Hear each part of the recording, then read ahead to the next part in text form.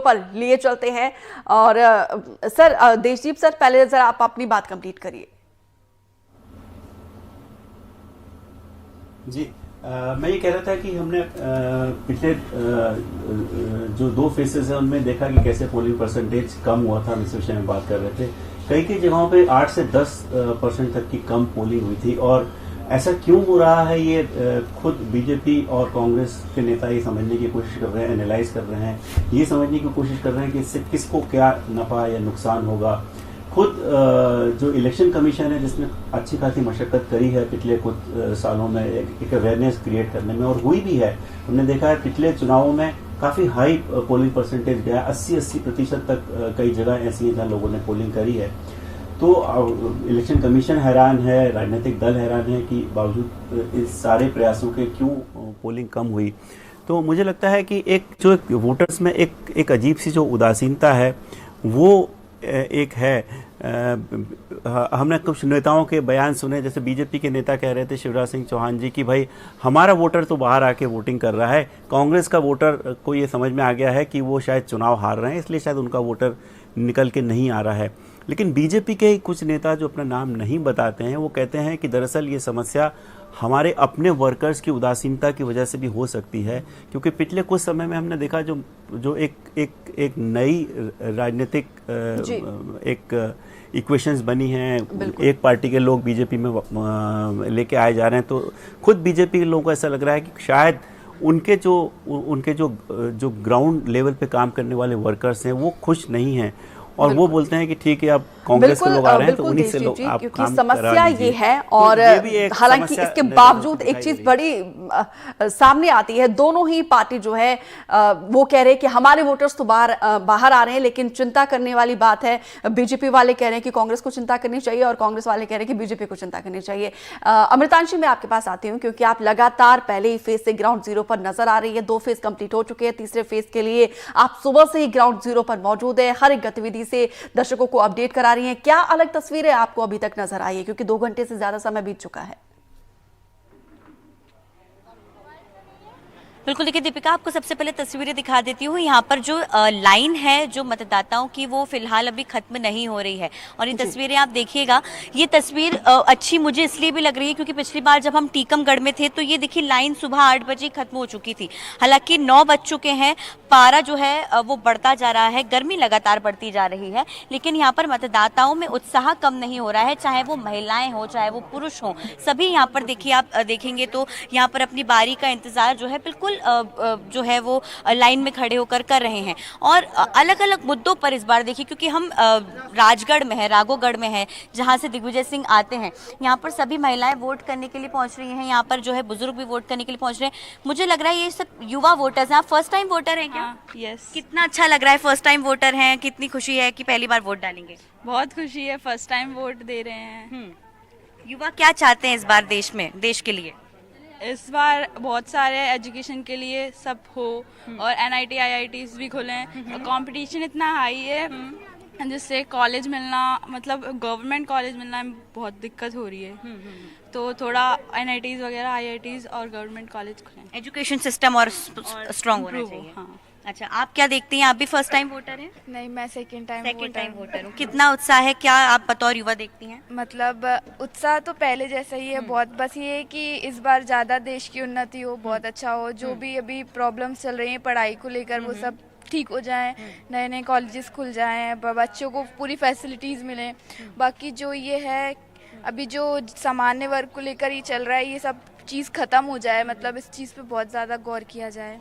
बिल्कुल, महिलाएं भी यहाँ पर हैं, बच्चों के साथ पहुंची हुई हैं।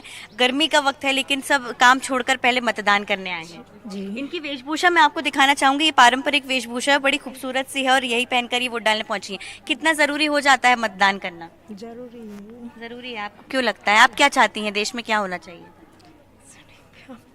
अच्छा, आप बतौर महिला घर संभालती होंगी, घर के लिए क्या चाहती हैं? थोड़ी महंगाई कम हो। अच्छा। बहुत ज्यादा महंगाई बढ़ती जा रही है। अच्छा, बच्चे भी हैं, पढ़ाई लिखाई को लेकर क्या सोचती हैं, कितना बेहतर होना चाहिए सिस्टम? बेहतर भी अच्छा होना चाहिए बच्चों के लिए। अच्छा, अच्छा, यहाँ पर क्योंकि दीपिका जहाँ पर हम हैं, क्योंकि ये थोड़ा सा इंटीरियर इलाका है, ये थोड़ा गांव वाला इलाका है, तो आपको ज्यादातर महिलाएं यहाँ पर घूंघट में ही नजर आएंगी। एक और बिल्कुल महिला, अमृता जी, लोकतंत्र का ये पर्व है और अच्छी बात है कि ग्रामीण अंचल में महिलाएं बेशक घूंघट में हैं, दबी हुई जुबान में वो अपनी प्रतिक्रिया को बयां कर रही है, लेकिन इसके बावजूद पारंपरिक वेशभूषा में लोकतंत्र के इस महापर्व में अपनी भागीदारी वो जरूर सुनिश्चित कर रही है। चलिए आपको जुल्फिकार के पास ले चलते। जुल्फिकार, पहले 2 चरण में छत्तीसगढ़ से बेहद सुखद तस्वीर निकलकर सामने आई थी जो पूरे देश में एक नजीर बनी है, तो और इस बार भी हम सुबह से ऐसी ही तस्वीर देख रहे हैं। ऐसा लग रहा है कि इस बार कुछ नया ही रिकॉर्ड छत्तीसगढ़ क्रिएट करने जा रहा है। बिल्कुल छत्तीसगढ़ से ये उम्मीद की जा सकती है, क्योंकि प्रथम चरण और दूसरे चरण में जो मतदान हुआ उसमें जो मतदान का प्रतिशत बढ़ा है, जो जबकि दूसरे राज्यों में मतदान का प्रतिशत घटा है, तो छत्तीसगढ़ में तीसरे चरण में भी ऐसी उम्मीद की जा रही है। क्योंकि अभी हम रायगढ़ लोकसभा सीट के बगिया गांव में हैं, और बगिया गांव में इसलिए क्योंकि छत्तीसगढ़ के मुख्यमंत्री यहीं से आते हैं, और जिस स्कूल में हम खड़े हैं जहाँ पर वो मतदान करेंगे, ये यहाँ पर ही छत्तीसगढ़ के मुख्यमंत्री विष्णुदेव साय ने अपना जो स्कूली शिक्षा है वो पूरी की है। तस्वीरें दिखा देते हैं, जैसा कि अमृतांशी बोल रही थी कि पारंपरिक वेशभूषा में लोग अपने मतदान करने पहुंचे हैं, तो यहाँ पर देखें कि जो आदिवासी संस्कृति होती है, तो मतदान केंद्र को ही यहाँ की आदिवासी संस्कृति की झलक के तौर पर बनाया गया है, और जो लोगों के बैठने के लिए और खड़े होने के लिए, प्रतीक्षा करने के लिए यहाँ पर जो छिंद का पेड़ होता है, जैसे खजूर के पेड़ की तरह दिखता है, तो उससे ये पूरा इसको सजाया गया है और पत्तों से साज सज्जा की गई है, ताकि ये जो मतदान केंद्र है वो बेहद खूबसूरत नज़र आए। सुबह से जो हम तस्वीरें देख रहे थे तो उसमें ये थी कि महिलाओं की संख्या तब भी ज़्यादा थी, अब के 9 बजे समय हो चुका है, तो अभी भी मतदान करने में महिलाओं की संख्या ज़्यादा है। जो सुबह से आए हुए हैं वो अपने बारी का इंतज़ार, तस्वीरें आपको देख रही हो, पूरी अभी भी जैसा सुबह भी थी तो कम थी और महिलाओं की ज़्यादा थी, तो ये तस्वीरें सुबह से हम लगातार देख रहे हैं। 9 बजे का समय हो चुका है, हालांकि अभी ऑफिशियली घोषणा नहीं हुई है, लेकिन इस पोलिंग बूथ में 952 मतदाता हैं और अभी तक इस पोलिंग बूथ में 16% मतदान दर्ज किया जा चुका है 2 घंटे में। तो ये कहा जा सकता है कि छत्तीसगढ़ के अलग अलग जो लोकसभा सीटें हैं वहाँ पर भी कुछ इसी तरीके की तस्वीरें होंगी और मतदान जो करने के लिए बड़ी संख्या में लोग पहुँच रहे हैं। हम कुछ लोगों से बात करने की कोशिश करेंगे। क्या नाम है आपका? आपका नाम क्या है? आप? देवती। अच्छा, क्या सोच कर आए हैं यहाँ पे, क्या वोट करेंगे? क्योंकि सब लोग बात तो कर ही नहीं रहे, आप भी लेकिन मुस्कुरा अच्छे रहे हैं, तो इससे साफ है कि आप खुश तो हैं। खुश हैं। तो वोट करने के लिए कुछ सोच रहे हो पहले से यहाँ के लोग? नहीं, सब ये कहा जाता है कि ये सरगुजा का जो क्षेत्र है, ये जसपुर का इलाका है, यहाँ पे विकास कम हुआ है, ऐसा आपको भी लगता है? ये महिलाएं जो हैं शर्माती हैं, हम क्योंकि करते रहे हैं लेकिन बात करने की, लेकिन बात करते हुए कम नजर आती है। हम कुछ पुरुषों से बात कर लेते हैं। क्या नाम है सर आपका? मुकेश। अच्छा मुकेश जी, क्या मुद्दे चल रहे हैं इस, क्योंकि सुबह से लोग मतदान करने तो निकल रहे हैं, और किस क्षेत्र में बैतूल, भोपाल, ग्वालियर, मुरैना, भिंड, राजगढ़, सभी क्षेत्रों में भारी मतदान की हम सबको मैं आप अपील करता हूं और मान के चलता हूं कि आप भारी मतदान करेंगे। मतदान ये हमारा सबका संवैधानिक अधिकार है और इससे लोकतंत्र मजबूत होता है। मैं उम्मीद करता हूं कि आने वाले समय में निष्प्रकार से माननीय मोदी जी के नेतृत्व में पिछले समय सरकार चली है, भारत को दुनिया का नंबर 1 देश बनाने के लिए हम और आप मिलकर के एक बार फिर मतदान करेंगे। भारतीय जनता पार्टी के पक्ष में आप सभी मतदान करें। मैं आपसे अपील करता हूं, मध्य प्रदेश शांति का टापू है, हमने सारे प्रबंध चाक चौबंद किए। अभी तक मेरी जानकारी में जो आया, निर्वाचन बहुत शांतिपूर्वक संपन्न हो रहा है।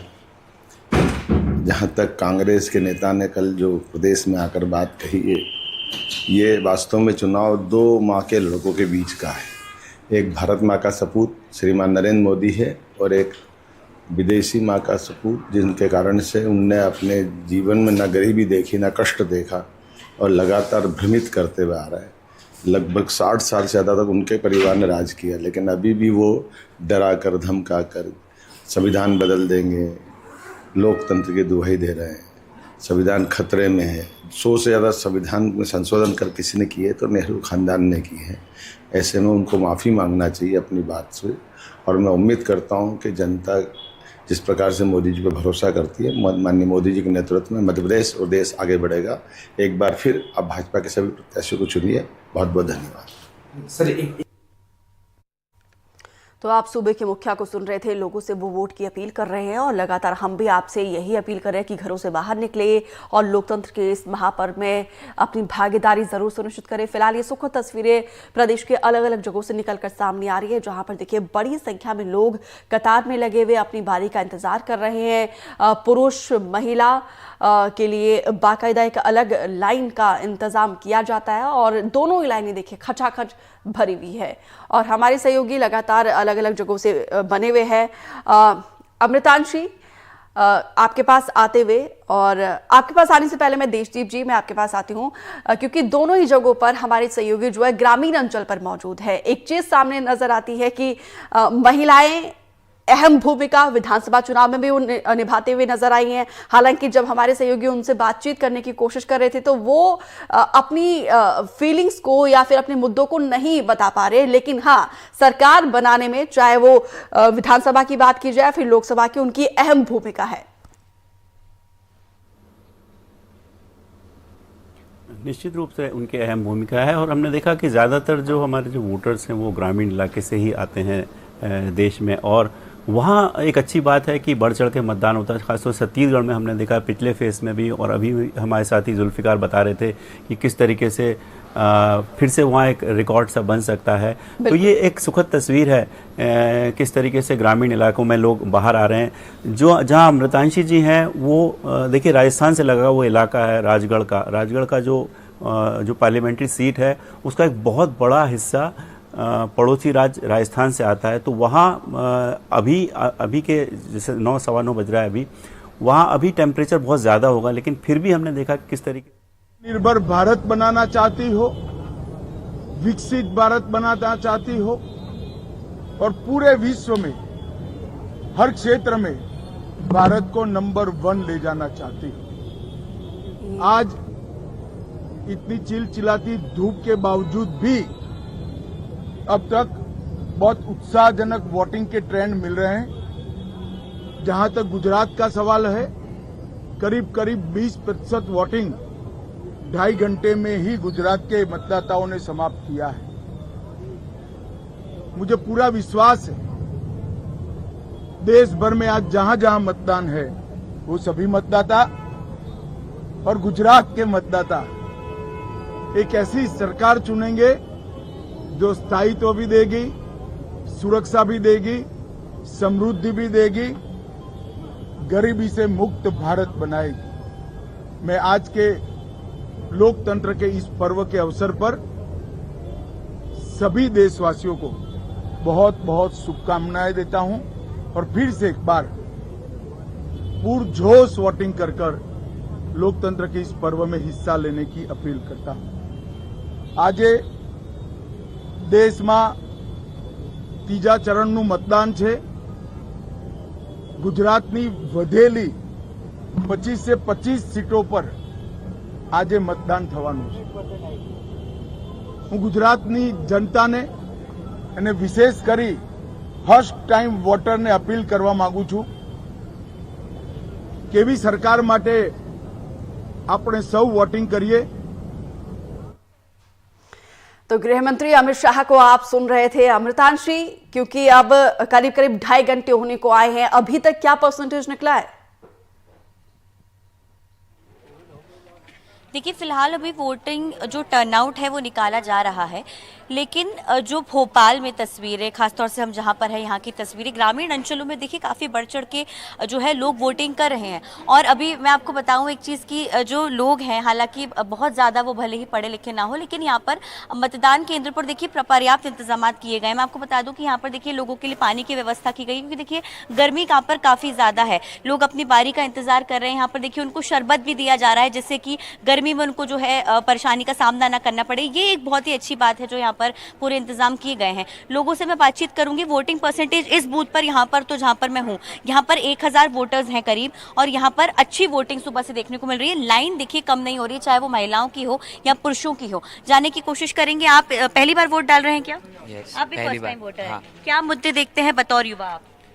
कि जो भी स्टूडेंट्स हैं उनको अच्छी फैसिलिटी मिल रही है, फैमिलीज़ को मिले, तो हम लोग वही चाहते हैं कि सब कुछ जो भी है वो अकॉर्डिंगली और लोग अपना वोट देख के दें कि जिसमें उनको भी मतलब बेनिफिट हो। पिछली बार जैसे वोटिंग परसेंटेज थोड़ा कम रहा था, आपको लगता नहीं है कि युवाओं को ज़्यादा और निकलना चाहिए, क्योंकि बहुत बड़ी संख्या में युवा वोटर्स हैं हमारे देश में? हाँ, क्योंकि बच्चे मतलब जागरूक नागरिक बनना चाहिए उन्हें देश के, ताकि उन्हें भी पता चले, क्योंकि आगे जाके आने वाले इससे उन्हीं को फ़ायदा होने वाला है, क्योंकि अगर उनकी सरकार होगी तो बेनिफिट्स उन्हीं के लिए होंगे, तो उनको थोड़ा जागरूक बनना चाहिए।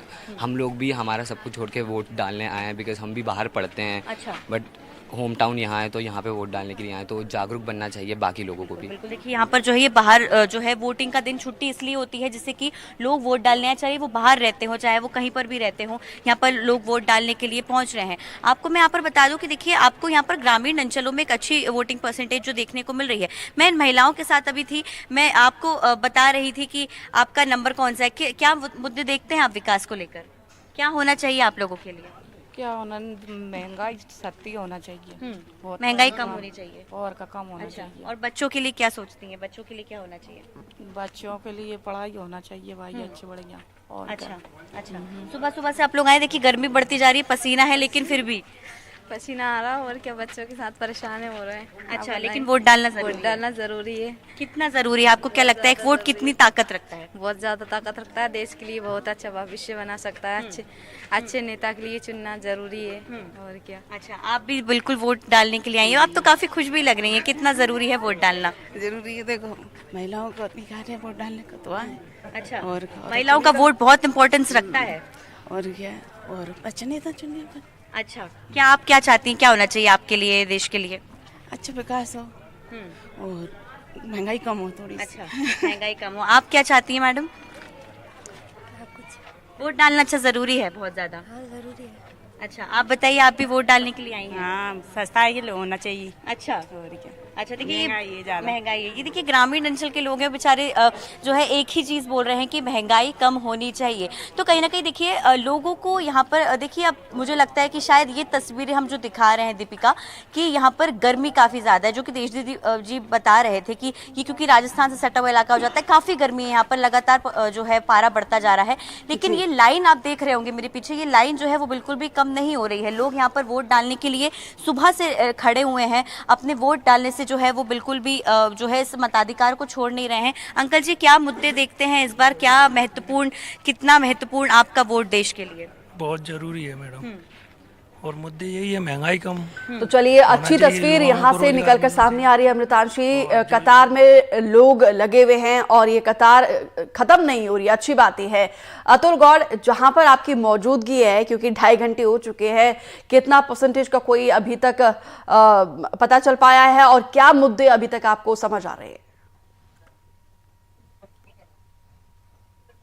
जी दीपिका, जिस तरह से अमृतांशी अभी बता रही थी, वो जिस इलाके में है उससे सटा हुआ इलाका ये है, और ये गुना शिवपुरी संसदीय क्षेत्र है, और यहाँ भी गर्मी वही प्रचंडता से अपना वार करती हुई दिखाई दे रही है। खास तौर से जो तापमान बताया जा रहा है वो आज 42 डिग्री सेल्सियस के आसपास पहुंचने का अनुमान है। और इस समय जब हम बात कर रहे हैं तो भले ही हम शामियाने में हैं और वहाँ व्यवस्था की गई है, लेकिन फिर भी गर्मी तो अपना एहसास बता ही रही है। और गर्मी को कहीं ना कहीं अंगूठा बताते हुए ये जो मतदाताओं की लंबी लंबी कतारें आपको दिखाई दे रही हैं, ये बताती है कि किस तरह से हमारा देश मतदान करने के लिए तैयार है और वो अपनी सरकार को चुनने के लिए यहाँ मौजूद है। बहुत सारे लोग हमारे साथ में इस जगह पर हैं, मतदान करने के लिए पहुंचे हैं। गर्मी कैसी है सर?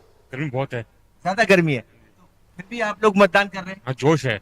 जोश है, तो जोश के साथ मुद्दे क्या क्या होने चाहिए? वही विकास का मुद्दा, महंगाई का मुद्दा, तमाम मुद्दे, ये सारे मुद्दे। तो दीपिका, साफ तौर पर आप समझ पा रही हैं कि जो कतार देखिए आप, वहां से वहां तक जो लंबी लंबी कतारें हैं, ये आपको बताती हैं कि हमारे देश में मतदान को लेकर के जोश कितना है, ये आप समझ पाएंगी। और ये जो गर्मी है, गर्मी के बीच में अगर मतदाता इतनी बड़ी संख्या में महिलाएं हैं, सबके हाथ में वोटिंग पर्चियां हैं और सबके हाथ में अपने अपने पहचान पत्र हैं जो वोटिंग के लिए यहाँ कतार में लगी हुई हैं, ये वो है। और जहां तक आप परसेंटेज की बात कर रही थी, तो परसेंटेज में आपको बता दूं कि जिस पोलिंग बूथ में मैं यहाँ हूँ, ये आदर्श नगर कॉलोनी के बीच में एक आदर्श पिंक बूथ बनाया गया है और यहाँ 1000 जो मतदाता हैं उनकी संख्या है और यहाँ तकरीबन अब तक 235 वोट डाले जा चुके हैं, यानी कि 20% से ऊपर का मतदान इस मतदान केंद्र में रिकॉर्ड किया गया है। आप